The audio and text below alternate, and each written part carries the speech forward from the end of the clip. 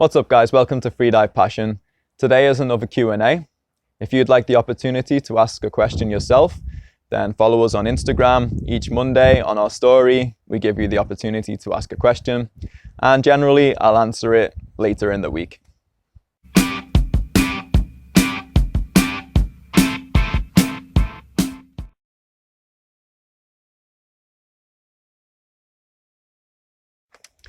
If you warm up for a dive, you're going to feel more comfortable when you come around to do the deep dive. So the more diving you do before your deep dive, the less extreme the sort of feelings that you'll get are during the deep dive. The other side of that is the more warm-ups you do, the more tired you'll be before the deep dive. So you can say, if you don't warm up, you're going to be more fresh and your potential for maximum performance should be higher. But that's only providing that your CO2 tolerance is great, because the more you warm up, the slower your CO2 buildup is going to be, and that you have a very good comfort with being depth and the skills that you need. Now, the other side of it is, if you're into competition and you have a lot of warm-ups to do, or even one warm-up to do before your deep dive, then that's one more thing that you need to think about before you compete. You need to decide what time, how much earlier you need to enter the water. If you're in a place where it's not such warm water, you also need to consider that maybe you're gonna get cold before your deep dive. So it kind of adds elements of stress, and it just means you've got to mess around a little bit more before your deep dive if you do warm up. Whereas if you don't, you just enter the water maybe 15 minutes before your official top, chill out a little bit, and then go do your maximum performance.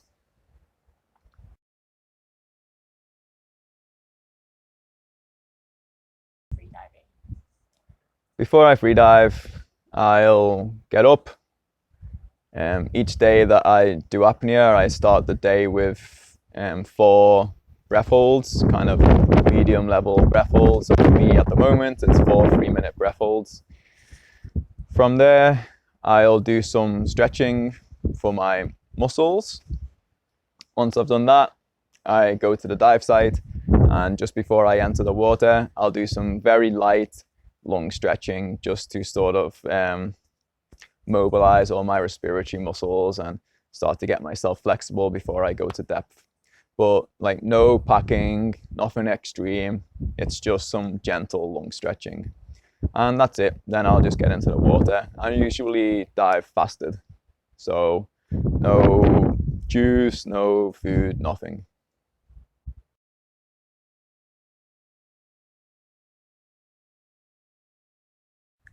If you're freediving, normally the water is not going to be like so warm. So it's really important that you feel comfortable in the water and that you feel warm in the water. So definitely a good tailor-made wetsuit is worth it. With regards to wetsuits, I would always go for open cell on the inside, nylon on the outside. That way you're going to have the warmth of the open cell plus the durability of the nylon. If you get smooth skin on the outside, even get nylon on the inside, then it's less warm and it's more fragile. If you go open cell on the inside and smooth skin on the outside, it's going to be destroyed like super quick. Maybe even the first time you put it on, you're already going to rip it, and it's happened to people that I know before. So a good quality durable wetsuit is important. If you're interested in simply your performance and getting better in freediving, then I would say after you've done your entry-level freediving course, your best thing to do after that would be to just receive individual coaching. If you have individual coaching from somebody that knows what they're talking about, then they'll be able to tailor the training to you.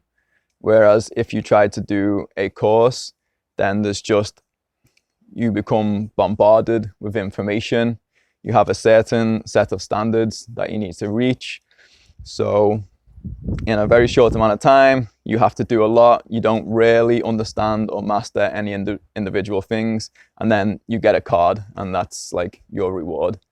The reward isn't becoming a better freediver, because it doesn't really allow for that for most people.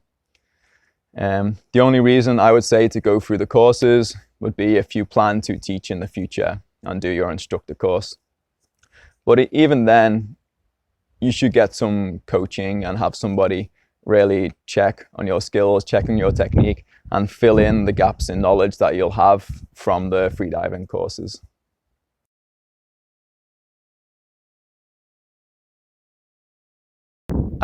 In my experience with CNF, you should not be using maximum power for your CNF stroke. It's a huge waste of energy. You'll be consuming much more oxygen than you actually have to. For me, when I'm diving and the way I teach, we focus a lot on just how little power you actually have to use. So you'll be surprised how gently you can kick and how gently you can pull and still maintain a good speed throughout your dive.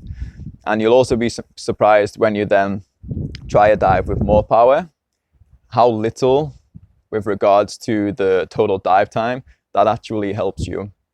But you'll be consuming oxygen much faster.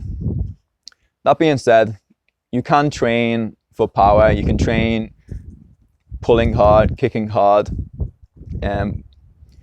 It's a nice way to train, but it's not the way that you would do your maximum dive.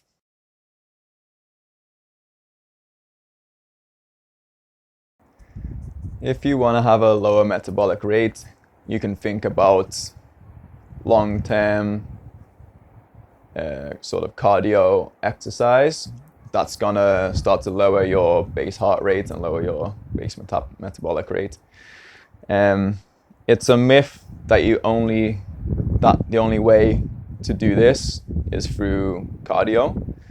You can also train anaerobically, HIIT style, and there's plenty of studies proving this, and lower your heart rate.